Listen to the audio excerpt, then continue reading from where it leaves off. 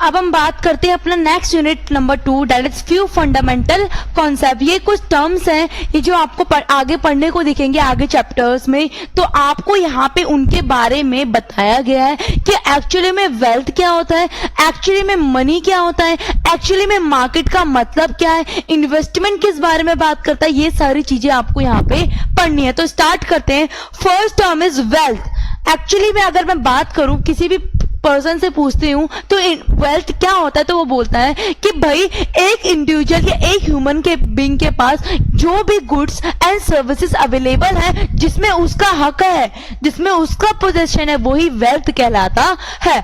देखो लिखा है the stock of good under ship the ownership of a person और अ नेशन।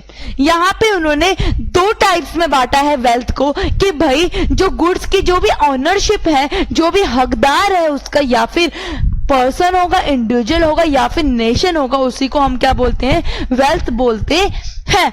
पर्सनल वेल्थ मतलब क्या होता है, the stock of goods under ship the ownership of a person. उस इंडिविजुअल के हक में जो भी गुड्स या सर्विसेज है वो उसका क्या कहलाएगा, वो उसकी पर्सनल वेल्थ होगी। चाहे उसकी बिल्डिंग्स हो, उसका घर हो, उसकी लैंड हो, उसका पैसा हो, उसके शेयर्स हो, या उसने कंपनी से शेयर खरीदे हो, या स्टॉक ऑफ अदर्स कमोडिटी, या भी किसी भी कमोडिटी का जो भी उसके पास स्टॉक अवेलेबल हो। फॉर एग्जाम्पल, इसमें एग्जाम्पल अगर हम ले गेहूं, व्हीट, अगर किसी पर्सन ने 3-4 बोरी क्या खरीद रखे हैं, गेहूं खरीद रखे हैं, तो वो किसका स्टॉक है, वो नेशन का स्टॉक नहीं है, वो उस इंडिविजुअल का है, क्योंकि उसने पैसे देके उसको खरीद लिया है। Etcetera health, goodwill etcetera can also be considered to be the parts of individual wealth. और जो हम गुडविल, एक पर्सन कौन क्रिएट करता है, गुडविल मतलब क्या होता है, नाम, रेपुटेशन, और वो कौन क्रिएट करता है, एक इंडिविजुअल पर्सन क्रिएट करता है, तो वो भी उसी का हकदार है। अगर एग्जांपल आ जाए, goodwill considered as personal wealth, national wealth, none of the above या ऑल ऑफ द अबव, तो आप किसके अंदर इंक्लूड करोगे, उसको पर्सनल वेल्थ के अंदर इंक्लूड करेंगे। बट इकोनॉमिक्स पर देखो यहाँ पे अंडरलाइन करना, इस चीज को हाईलाइट करना कि इकोनॉमिक्स में हम ओनली जो गुड्स को हम ट्रांसफरेबल कर सकते हैं उसी को हम वेल्थ के अंदर इंक्लूड करेंगे। मोस्ट इंपॉर्टेंट एमसीक्यूज में आ सकता है कि भाई वेल्थ के अंदर हम ट्रांसफरेबल गुड्स को इंक्लूड करेंगे या नहीं, ट्रू और फॉल्स। तो true, only transferable goods are concluded in wealth. फिर है नेशनल वेल्थ। नेशनल वेल्थ क्या है, जो नेशन की है, जो गवर्नमेंट की है, जिसमें इंडिविजुअल का कोई भी हक नहीं होता। क्या लिखा है यहाँ पे, the stock of goods under ship the ownership of nation is called wealth, national wealth. It includes the wealth of all the citizen in the country. इसमें सबका इक्वली हक होता है, इसमें सबकी ऑनरशिप इक्वली होती है हर एक सिटीजन की। For example natural resources, roads, park, bridges, railway, hospital, इसमें हर एक इंडिविजुअल का हक है, चाहे वो अपर कास्ट का हो, चाहे वो लोअर कास्ट का क्यों ना हो, चाहे वो रिच हो, चाहे वो पुअर हो। If the citizen of a country holds a government bond in it's a personal wealth, अगर कोई इंडिविजुअल है, कोई सिटीजन है और वो क्या कर रहा है, गवर्नमेंट बॉन्ड को होल्ड कर रहा है, तो वो उसकी पर्सनल वेल्थ है। But from the government point of view, तो वो गवर्नमेंट के पॉइंट ऑफ व्यू से क्या वो एक लायबिलिटी है, क्योंकि वो किसके ऑनरशिप के अंदर है, वो उस पर्टिकुलर इंडिविजुअल के ऑनरशिप के अंदर है। हम उसको नेशनल वेल्थ करार नहीं कर सकते, नहीं बोल सकते। It not be considered as a part of wealth of nation. एक आगे लाइन लिखी है, बहुत इंपॉर्टेंट है, मैं इसको हाईलाइट करना चाहूंगी, इससे एमसीक्यूज अराइज हो सकता है। पहले इसको हाईलाइट कर लेते हैं।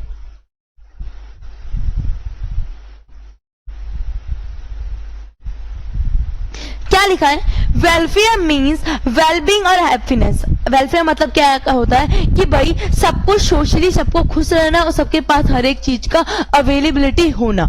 इन जनरली अगर पैसा बढ़ेगा तो वेल्थ बढ़ेगी नहीं, वेलफेयर बढ़ेगा नहीं बढ़ेगा। ऑफकोर्स ये बात है, जिस पर्सन के पास पैसा होता है उसका वेलफेयर तो बढ़ेगा ही बढ़ेगा, उसकी ग्रोथ तो होगी ही होगी। If a nation goes on creating health without paying any consideration to the health, अगर जो नेशन है वो क्या कर रहा है, ज्यादा फोकस कर रहा है किस चीज पे, पैसे कमाने में, पैसे को क्रिएट करने में, और वो ह्यूमन बींग्स की हेल्थ को क्या कर रहा है, नेग्लेक्ट कर रहा है, और उनकी मेंटल हेल्थ को, तो ये डाउटफुल हो जाएगा कि हम इसको वेलफेयर बोले या ना बोले, कि ये वेलफेयर को एक्चुअली में इंक्रीज कर रहा है, ये कंफ्यूजन क्रिएट करता है। या फिर if the wealth is not distributed properly, या फिर जो नेशन का जो पैसा है, जो जिसमें हर एक सिटीजन का इक्वली राइट है, इक्वली उसकी ऑनरशिप है, और अगर वो उनको सही तरीके से नहीं मिल रहा है, उनके बेनिफिशियल के लिए नहीं यूज कर रहा है, तो हम उसको बोलेंगे कि एक्चुअली में वेलफेयर को इंक्रीज कर रहा है।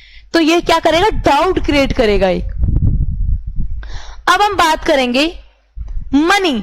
What do you mean by money? Money क्या होती है? एक एक्सचेंज टर्म होती है जिसमें हम गुड्स खरीदते हैं और उसके बदले हम पैसा देते हैं। पर पुराने टाइम की अगर हम बात करें, ट्रेडिशनल की बात करें, वहां पे क्या होता था, वहां पे बार्टर सिस्टम को फॉलो किया जाता था, जहां पे पैसे के सामान के बदले सामान। अगर मेरे पास गेहूं है और मुझे ऐसा पर्सन चाहिए और मुझे जूते की नीड है, तो मुझे ऐसा पर्सन ढूंढना पड़ेगा जो मुझे जूते दे दे और मुझसे एट अ टाइम मुझसे गेहूं भी खरीद ले, तो जिससे बहुत ज्यादा इनकन्वीनियंस फेस करनी पड़ती थी लोगों को।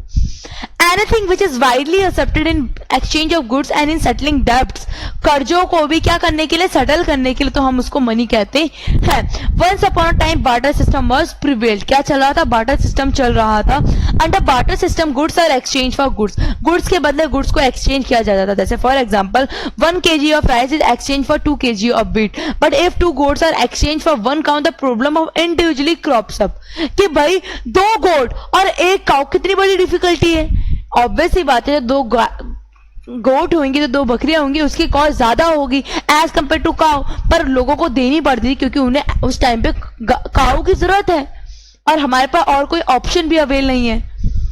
1 goat cannot be exchanged for half of a cow, so barter system was replaced by the monetary system। किसके रिप्लेस किया? हमने मॉनेटरी सिस्टम से उसको रिप्लेस किया। Where some commodity used and medium of exchange by customs, मतलब जो पुराने जमाने, जैसे पहले के जमाने में क्या होता था, जो कॉडीज वगैरह दी जाती थी सामान को बदलने के लिए, पहले पैसा चल रहा था, ये सारे सिस्टम पहले चलते थे। It is called customary money, जो पहले से चलता हुआ आ रहा है। For example the use of cowries in Indian system as a medium of exchange. Cowries वगैरह ये क्या किए जाते, यूज किए जाते थे मीडियम ऑफ एक्सचेंज के लिए। अब हम मनी सप्लाई के अंदर इंक्लूड करते हैं कॉइन्स या रुपीस या फिर क्रेडिट कार्ड या फिर ट्रेवलर्स चेक।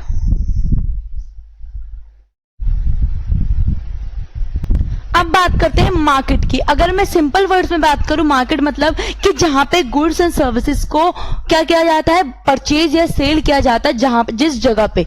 पर अगर हम एक सीरियस डेफिनेशन बोले, but in economics it refers to a system by which the buyers and seller establish contact which either directly or indirectly, जहां पे जो बायर है और सेलर है क्या करते हैं, कॉन्टैक्ट में आते हैं, जिससे कि वो अपने गुड्स एंड सर्विसेज को क्या कर सके, सेल और परचेज कर सके, चाहे डायरेक्टली या इनडायरेक्टली फॉर्म में।